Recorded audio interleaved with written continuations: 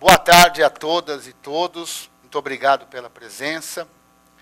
E nós vamos começar a nossa conversa. Eu sou Paulo Creteu. Creteu é uma palavra do crioulo de Cabo Verde, que significa bem-querer. Quando eu comecei no universo das coisas do software livre, eu percebia que todo mundo tinha um apelido, né, um nomezinho, coisa típica dessa galera. Nem todo mundo é assim, há quem é chamado pelo nome, mas eu achei bacaninha isso, né?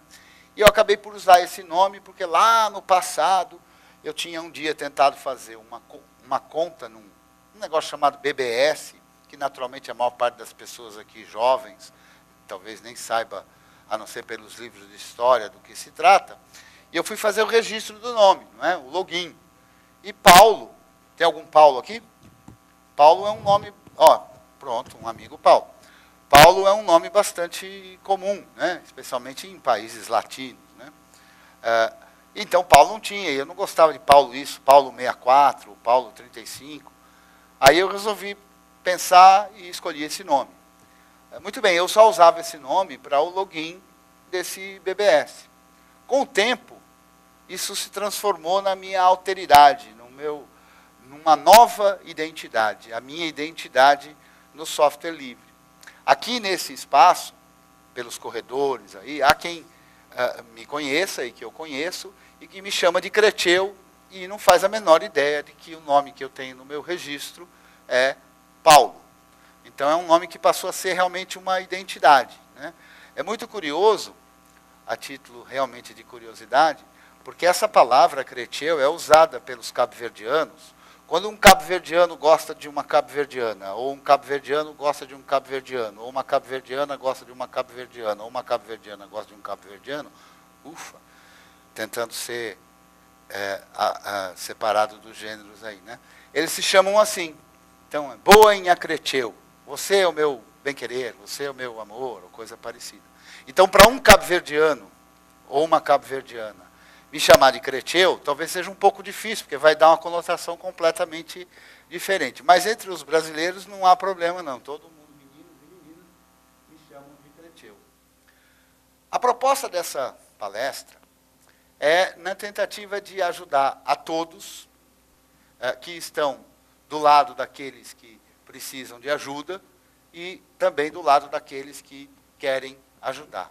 Eu costumo dizer, inclusive nos grupos e em aulas, que não há ninguém que saiba tanto a ponto de saber tudo. Nem ninguém que saiba tão pouco a ponto de saber nada. De maneira que, quando se tem uma comunidade, como é a comunidade do Debian, por mais que tenha gente que saiba muito, aqui nessa sala mesmo tem gente que sabe muito. E tem gente que sabe só um pouquinho. Mas qualquer um pode ensinar, porque você sabe um pouquinho para alguém que sabe um pouquinho menos do que você. E qualquer um pode aprender, porque mesmo você sabendo muito, não sabe tudo. Então, dentro das comunidades de software livre, e no Debian, ao contrário de ser diferente, é bem por aí, as pessoas mutuamente se ajudam. Afinal, o objetivo do projeto Debian, do sistema universal, é fazer o que ele possa funcionar em todos os equipamentos e para todas as pessoas, sem qualquer tipo de distinção. Então, é sempre muito comum encontrar nas comunidades do Debian pessoas dispostas a ajudar e pessoas precisando de ajuda.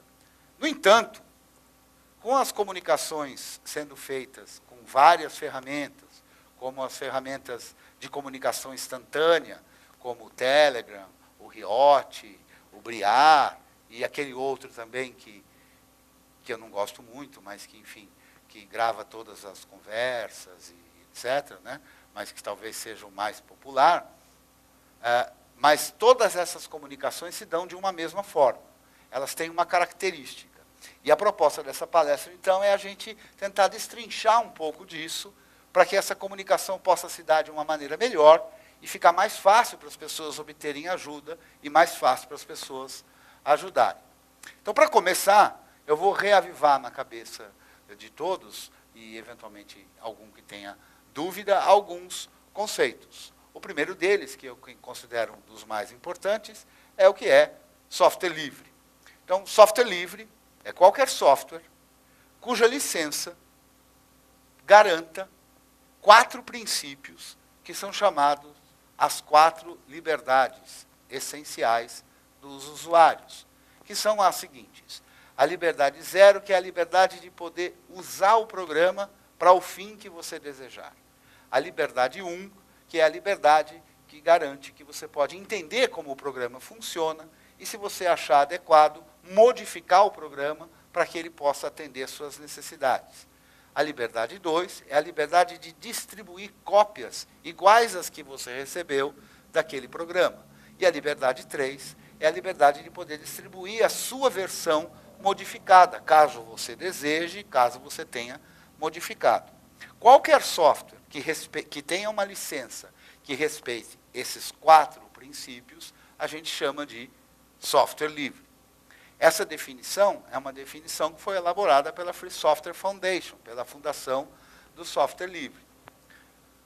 No projeto Debian, a gente tem um conceito um pouco diferente, mas cujos objetivos são quase idênticos, que é um guia, ou a Debian Free Software Guidelines, ou as linhas guias diretivas do que o Debian considera um software livre. São 10 itens. Eu não vou falar deles todos aqui, porque, de certa forma, é chovendo molhado. Mas a ideia é a mesma que é a ideia de fazer o desenvolvimento de maneira compartilhada, de que os usuários possam compreender e estar livres de amarras, de fabricantes, de desenvolvedores e assim por diante. Então, a ideia do software livre permeia muito o projeto Debian. Um conceito que eu quero falar aqui, que aí já avançando, é da comunicação síncrona e da comunicação assíncrona. A comunicação síncrona é aquela que é feita ao mesmo tempo, como essa que nós estamos fazendo agora. Eu sou capaz de olhar para o rosto de vocês e identificar uma dúvida, identificar uma concordância, identificar... Você pode me dizer que horas são? Pronto, veja. Eu fiz uma pergunta e ela foi respondida instantaneamente pelo colega que tinha um dispositivo com um relógio. Então, essa comunicação, a gente diz que ela é síncrona, ou seja, ao mesmo tempo. Assim é uma ligação telefônica. Olá, então, você vai hoje sair? Tá? Ô, beleza, como é que tá? Tudo bom? E as pessoas vão conversando, uma depois das outras, às vezes as duas ao mesmo tempo, ou se for com mais pessoas, 2, 3, 4, ao mesmo tempo, todo mundo já deve ter participado disso, às vezes até é complicado de entender uns aos outros, porque tem, né, conversas acontecendo. Essa comunicação é a comunicação síncrona. É a comunicação que a gente aprende de pequenininho, né? E a gente vai aprendendo essa comunicação e tal, e vai aprendendo uma porção de coisas. A gente tem 2 meninas aqui, de idade bastante jovem, né? Que aprendem com a mãe. Olha, mãe, olha, filha, fala bom dia para o titio, fala obrigado para a titia. Não é assim? A gente não vai educando as crianças e não vai ensinando. O que a gente está ensinando? A gente ensina protocolos, ou seja, regrinhas que a gente considera que são de educação, e em cada lugar é de um jeito, mas a gente vai ensinando certas regrinhas. Então, a comunicação síncrona, ela já está muito introjetada na gente. Fica fácil todo mundo fazer isso, porque você faz isso o tempo todo, ao perguntar as horas, ao perguntar o caminho para algum lugar, né? Boa tarde, amigo, você poderia me ajudar? Eu estou precisando ir para a rua tal. Não é assim que se dá o diálogo? Porque ele é síncrono, ele acontece ao mesmo tempo. A comunicação assíncrona, ao contrário, é aquela que não é feita ao mesmo tempo. Então, no WhatsApp, no Telegram, no Riot, ou nesses programas de comunicação instantânea, o meu salva-telas aqui às vezes assusta, porque ele é todo feito de bugs de computador, assim, de crashes em computador, né? Eu não sei se vocês já estavam... Eu só vi agora, pelo visto já estava aí há mais tempo, né? Mas a comunicação assíncrona é aquela que não é feita ao mesmo tempo. No entanto, a gente vê muito, é muito comum isso nos grupos, né? O Debian, depois eu vou falar em mais detalhes sobre isso, mas há 2 grupos no Telegram, que eu saiba, que chamam-se Debian Brasil. São os grupos que eu conheço e que têm uma quantidade maior de pessoas. Num deles tem 2.800, mais ou menos, e no outro tem 1.800 pessoas que fazem parte. É claro que Há muitos que estão em ambos, é o meu caso, por exemplo. Mas vocês certamente já se comunicaram em outros grupos e tem aquelas pessoas que insistem na comunicação assíncrona. Coloca lá, bom dia. Agora, você imagina num grupo de 2.800 e poucas pessoas, se todo mundo resolvesse responder, bom dia. Por que isso acontece, não é? Por que as coisas se dão desta forma? Porque a gente aprendeu uma outra comunicação, que é a comunicação síncrona. Então, o que eu venho falar aqui é justamente sobre isso. Então, vamos lá. Por que alguém pede ajuda? Alguém pede ajuda, é muito óbvio. Estou tentando fazer alguma coisa que eu quero com o meu Debian e não estou conseguindo. Então, acho que preciso de ajuda. As pessoas, via de regra, quando estão começando, têm dificuldade de encontrar essa ajuda sozinhos. Porque boa parte das perguntas que a gente vê nos grupos e fóruns, se a gente pega, tem até uma ferramenta que faz isso, né? Chama Google Me ou Google You, alguma coisa parecida, que é assim, a pessoa faz a pergunta, você coloca o texto que ela perguntou nesse site e manda o link para ela. E o que ela faz quando acessa o link? Aparece o site do Google e aparece a digitação da pergunta que a pessoa fez. E depois a resposta do Google. Mas por que isso acontece? A pessoa é preguiçosa? Não sei, de fato há alguns que são preguiçosos. Mas é porque a pessoa quer saber, por exemplo, sobre o Debian, ela prefere, se sente mais confiante em perguntar num grupo ou num fórum de Debian, ao invés de perguntar numa coisa mais neutra e geral, como é o Google. Então é por isso que as pessoas costumam fazer isso, não é necessariamente preguiça. Então é fácil de identificar por que a pessoa pede ajuda. Uma coisa que pouca gente fala é por que as pessoas ajudam. Eu sou daqueles que peço ajuda e que ajudam. Por que as pessoas ajudam? Bom, cada um ajuda pelo seu motivo, mas a gente consegue identificar alguns motivos que levam as pessoas a ajudar. Um deles é puro altruísmo. Eu quero ajudar as pessoas. Eu acho que essa é a minha missão. Outros têm motivações diferentes. Eu me sinto bem em ajudar os outros. Você vai perder o último slide, Heriberto. Eu me sinto bem em ajudar os outros. Mas há muitos de nós que ajudam, porque quando você ajuda alguém a resolver um problema, você aprende a resolver um problema.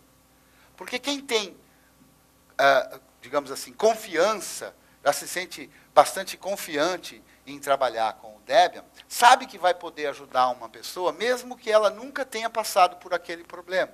Porque ela conhece o sistema de uma forma mais abrangente. Então, uma das motivações de ajudar é conseguir aprender um problema novo, aprender uma solução nova, né? Normalmente, a galera que mexe com tecnologia curte isso, né?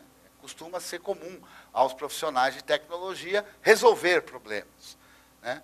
E a gente não gosta de problemas iguais, a gente prefere problemas diferentes, via de regra, porque a gente aprende coisas novas quando tem um problema. Então, muita gente gosta também de ajudar, porque sabe que vai aprender ajudando, porque vai conhecer uma coisa nova ajudando. Então, existe um certo conflito, que é assim, as pessoas não querem chegar lá num grupo e dizer, como eu faço para fazer tal coisa? As pessoas, por conta de terem aprendido desde pequenininho, seja educado, então as pessoas querem fazer bom dia, né? Então eu costumo explicar que você pode fazer isso. Como é que você pode fazer uma pergunta de uma maneira mais eficiente e, ao mesmo tempo, sendo cordial? Como é que você pode perguntar? Normalmente você pode perguntar assim, bom dia, pessoal. Eu estou tentando colocar o meu notebook para funcionar no projetor da palestra que eu vou dar aqui na Deb Conference. O que eu fiz? Eu peguei o meu notebook, ele tem um cabinho que é mini HDMI. E aí eu liguei um adaptador que eu achei que era esse que servia. Mas na tela apareceu que era a tela VGA e não HDMI. Alguém já passou por isso? Poderia me ajudar? Está vendo? Uma pergunta completa. Porque ela dá toda a condição de alguém, 2, 3 horas depois, 5 horas depois, ler aquilo. Porque muitas vezes o que acontece na comunicação assíncrona é justamente isso. A pergunta é feita agora, Mas a resposta só vai vir dali 1 hora, 2 horas, quando alguém que tem a disposição e o conhecimento para ajudar, ajuda. Mas se a pessoa espera a comunicação síncrona, ela põe lá, bom dia. E a maior parte das pessoas nem vai responder, ou se responder, responderá, bom dia. Né? Mas, eventualmente, se eu estou aqui de tarde e li a mensagem, bom dia, eu não vou responder bom dia, e nem boa tarde. A pergunta não ficou lá. Então, um monte de gente passou por ali e não leu a pergunta. Então, essa pergunta vai ser mais difícil de ser respondida. Logo, essa pessoa vai ter mais dificuldade de encontrar ajuda. Uma coisa muito comum também que acontece nos grupos é a pessoa perguntar, eu tenho esse exemplo que eu coloquei aqui, doutor, com que frequência eu tomo o comprimido X? Ninguém vai no médico e pergunta qual a posologia, ou seja, de quanto em quanto tempo eu tenho que tomar o remédio tal. Quando alguém vai no médico, vai dizer, doutor ou doutora, está doendo aqui. Toda vez que eu acordo, pelo menos nos primeiros 30 minutos que eu acordo, dói aqui. Aí o que vai fazer o médico? Mas isso acontece há quanto tempo? Acontece sempre do lado esquerdo? Ou às vezes acontece do direito? Quando acontece isso, você dormiu mal? Ou seja, vai fazendo uma porção de perguntas, que a gente tecnicamente chama de anamnese, né, para poder ter um diagnóstico, para entender qual é o problema, para depois dizer qual é a solução.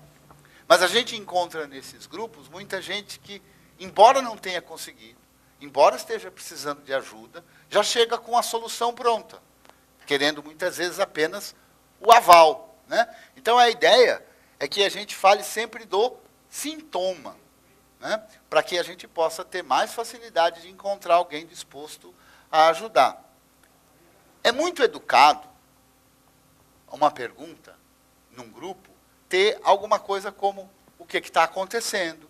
Então eu tenho que dizer o que eu pretendo, o que está acontecendo com o que eu já tentei, né? E aí dizer, por exemplo, as pessoas, tem gente que é mais bem-humorado, tem gente que é mais bem-humorado, como em qualquer parte do planeta, não é diferente nos grupos de Debian ou de qualquer outro fórum de ajuda.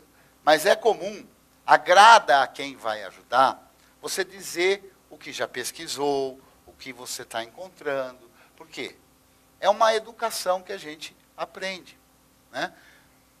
Precisa aprender essa educação nessa nova comunicação, que é a etiqueta dessa nova comunicação. Ninguém chega para perguntar um endereço e fala, meu, onde é que fica? Não.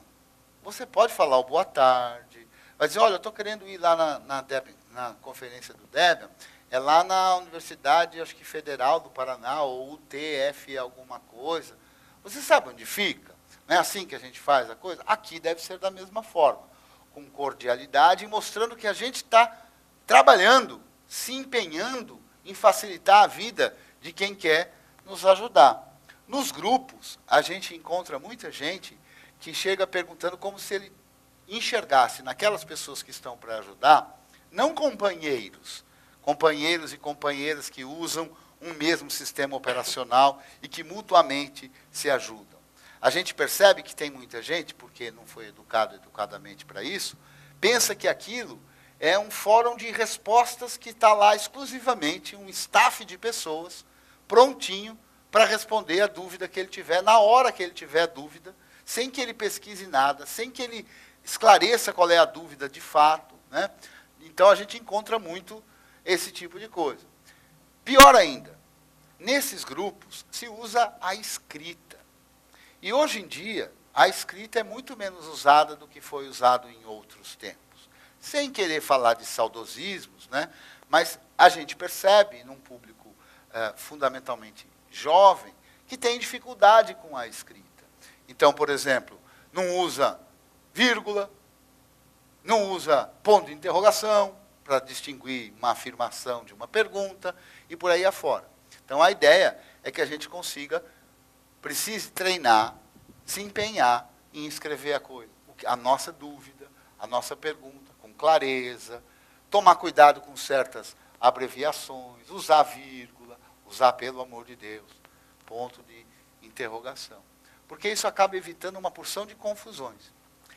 Eu dei uma palestra muito parecida com essa aqui, o ano passado, cuja proposta era a mesma, e essa palestra, inclusive, virou meme no grupo de Debian, né? Quando algumas pessoas fazem uma pergunta do grupo de Debian no Telegram, quando as pessoas fazem uma pergunta de uma forma pouco clara, alguém já responde indicando o link da palestra que eu dei sobre isso, né? Porque, de fato, falta material com essa intenção. Eu não encontrei, além da minha palestra, alguém se preocupando com isso, embora certamente existe, porque esse problema acontece em todo canto, né? Então, a gente precisa aprender a usar as ferramentas. Então, eu tenho aqui uma forma genérica de como é que as pessoas podem se ajudar, né? Como você vai facilitar a vida daquele que está lá disposto a te ajudar. A primeira coisa é você pesquisar, porque muito dificilmente aquele problema que você está tendo é a primeira vez que ele acontece.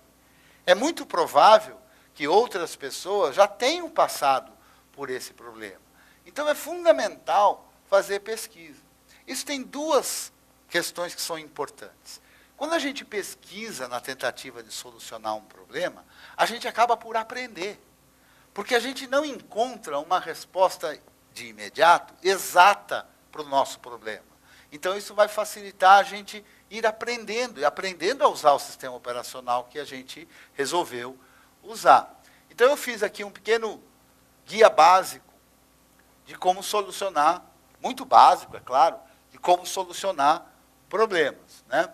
E eu costumo dizer nas minhas aulas, eu dou aula de sistema operacional, eu dou aula de GNU, eu dou aula de Debian, né? E eu costumo dizer para os meus alunos o seguinte: é muito mais importante saber qual é o problema do que a coisa funcionar. Como assim? A gente, quando tem um problema, não quer que funcione? Depende. Quem lida com tecnologia não quer apenas que quem lida... Veja, eu sei que nem todo mundo gosta de computadores, né? Talvez aqui a gente encontre pessoas que gostam de computadores, mas nem todo mundo gosta de computadores. Há pessoas que toleram computadores porque gostam do que eles conseguem fazer no computador, né? Mas para quem está interessado em aprender efetivamente a usar, essa frase serve, que é de que primeiro você tem que descobrir qual é o problema. Então, isso é muito mais importante.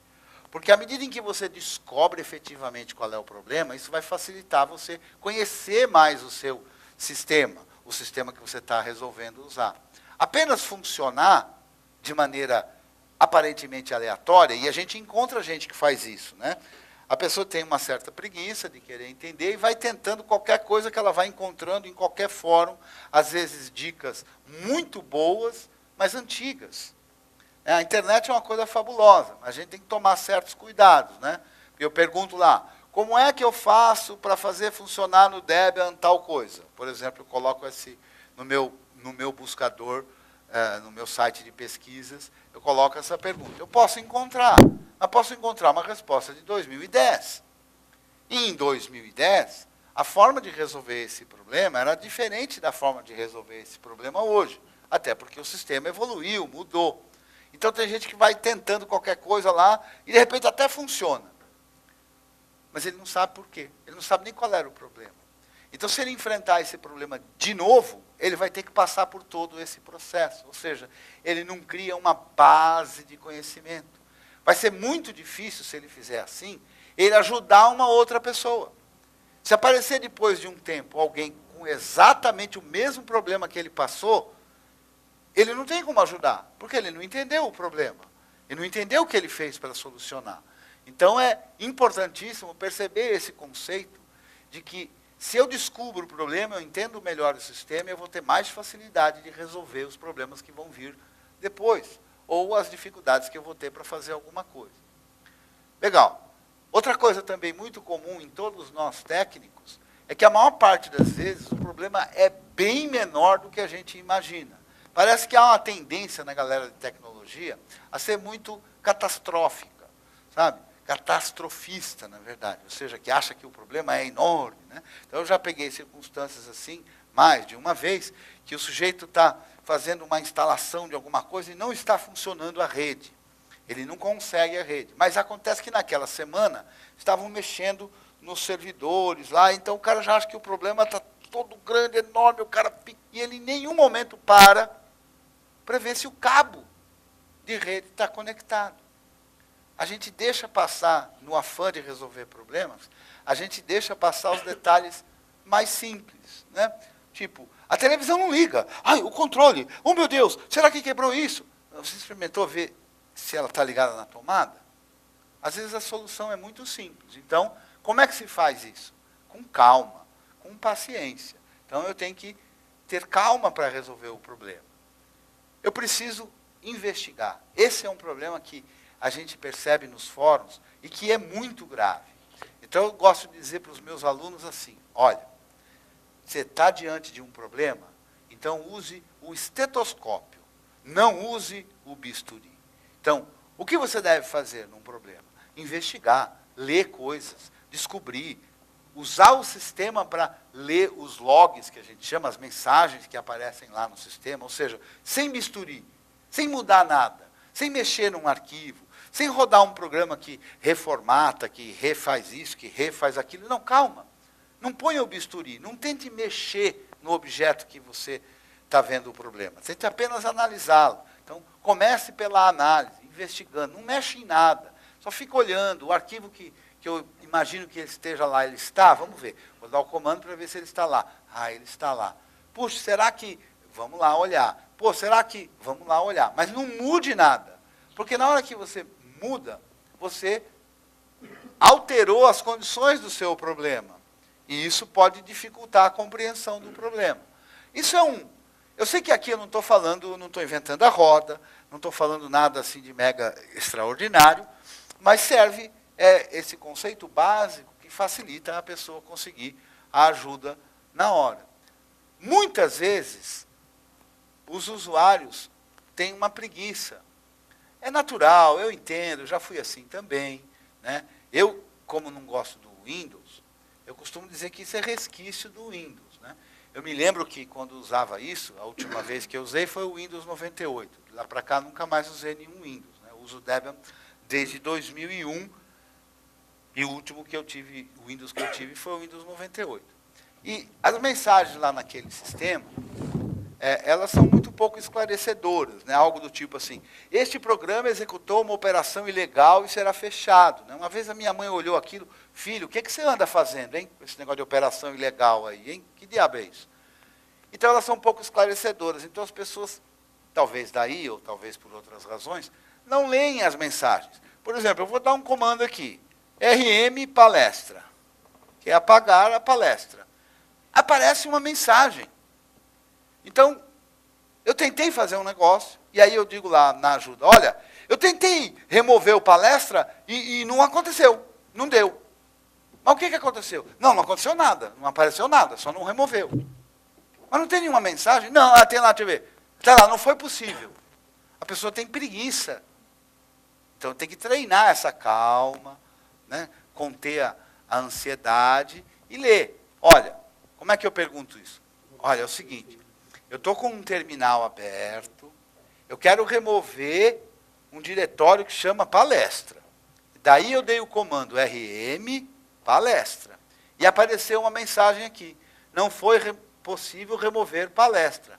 Arquivo ou diretório inexistente. Se a pessoa toma essa calma, ela não precisa nem perguntar, porque a resposta à pergunta já está na mensagem. Então esse treino é que eu fico tentando falar e convencer as pessoas para fazerem. Boa parte das perguntas, isso é típico dos sistemas como o Debian, dos sistemas Unix-like, que a resposta já esteja lá na nossa frente. Problemas mais complexos, a gente precisa ir olhar aquilo que a gente chama de logs, né? No Debian, tudo que vai funcionando no Debian, sempre tem um programa, um serviço, que chama serviço de logs. O que é isso? É um programa que funciona desde que o computador é ligado, desde que o sistema é carregado, e que fica apenas ali escutando outros programas que vão conversar com ele sobre coisas que aconteceram com esses programas. E esse programa grava isso num arquivo. Então, se eu tentei rodar um programa específico e eu não consegui, é muito provável que nesse arquivo onde ficam essas mensagens está lá a mensagem de erro. Então, se eu ler esses registros, eu vou conseguir encontrar. Em boa parte das vezes, a solução do problema já está ali. E aí vai facilitando o processo de aprender. Outra coisa que também é um conceito muito simples, mas que muita gente deixa para lá, é assim, você tem que fazer uma coisa de cada vez. Por quê? Num fenômeno que envolve diversas variáveis, se você mexe em uma, em duas, e aí funciona, porque só aí você testou, você não sabe se funcionou porque você mexeu na uma ou na outra.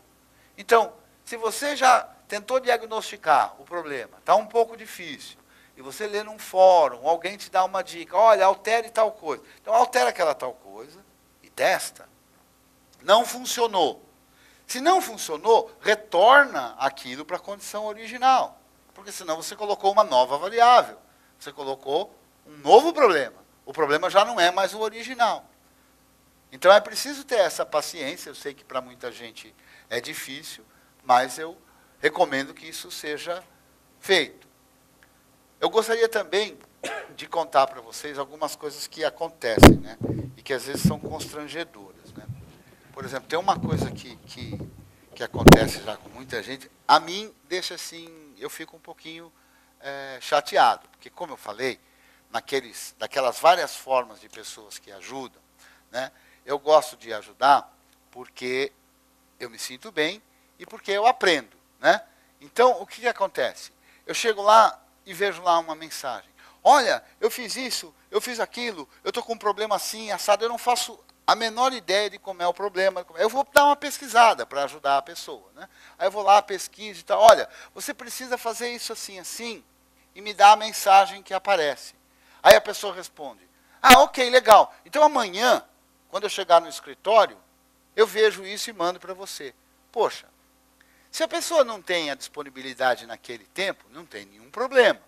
Mas se eu não tenho a disponibilidade de receber ajuda, eu deixo para perguntar depois, amanhã, quando eu chegar no escritório.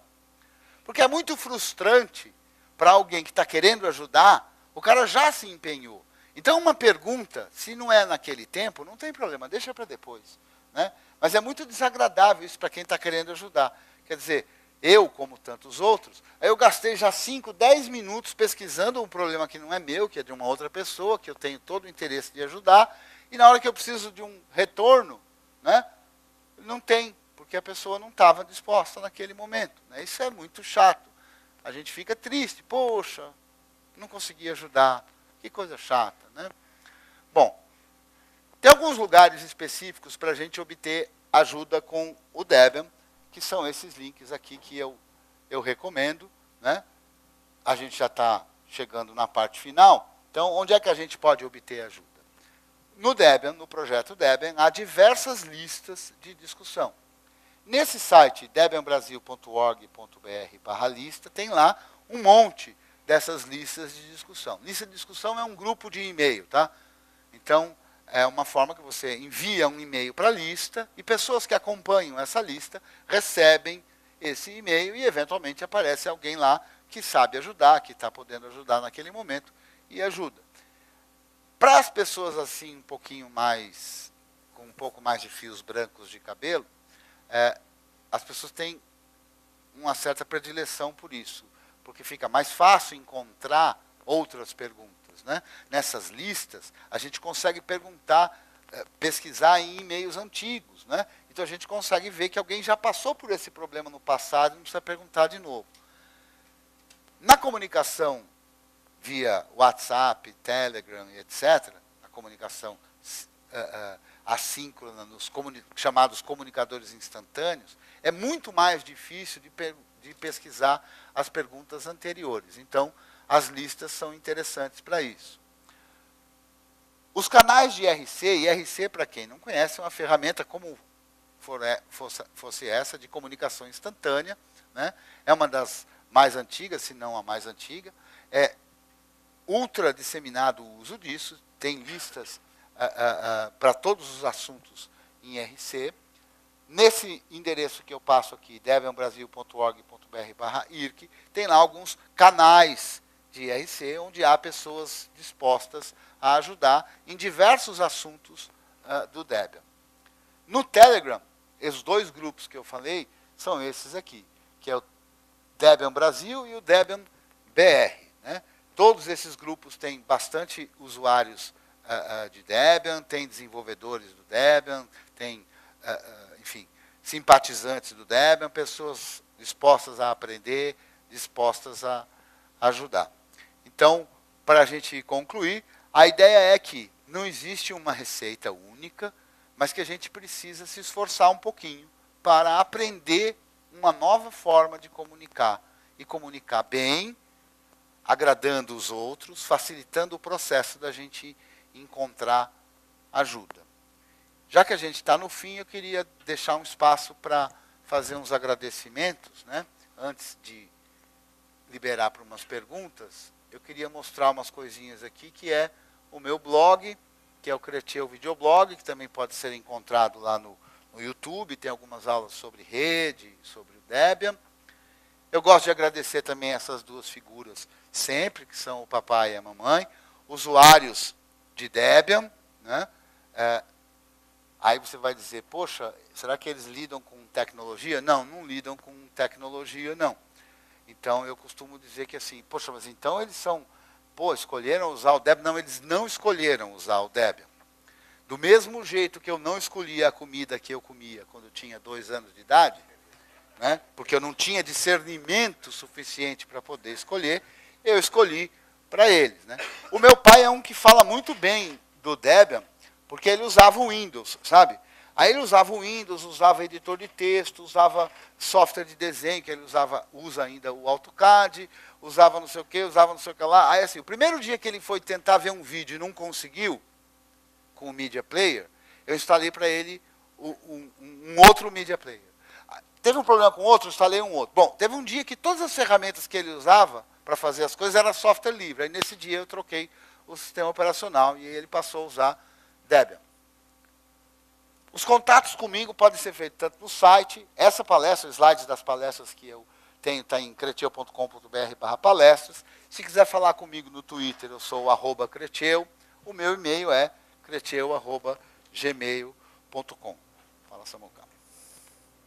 Alguma pergunta?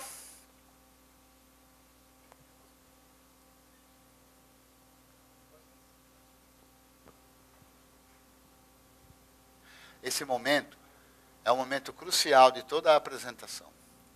Todo palestrante, quando chega nesse momento, surge uma dúvida cruel. Poxa, terei sido eu tão claro que ninguém conseguiu ter dúvida nenhuma? Ou terei sido eu tão obscuro, não é, que ninguém consegue formular uma dúvida? Né? Aí, para isso, a gente sempre tem alguns colegas, por exemplo, temos aqui o Samuel, temos o Heriberto, e pessoas conhecidas que podem, né, assim, ajudar a fazer uma pergunta.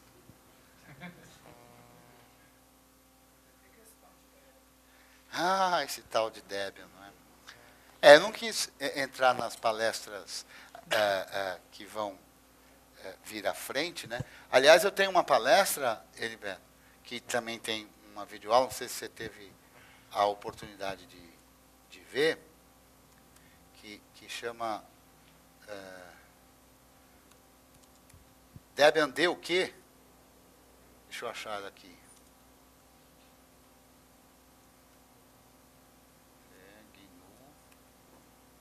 Reparem que eu não uso gerenciador de arquivos em modo gráfico, sabe? Eu só uso em modo texto mesmo. Aí tem uma palestra que é Debian D o quê? Está ali, ó.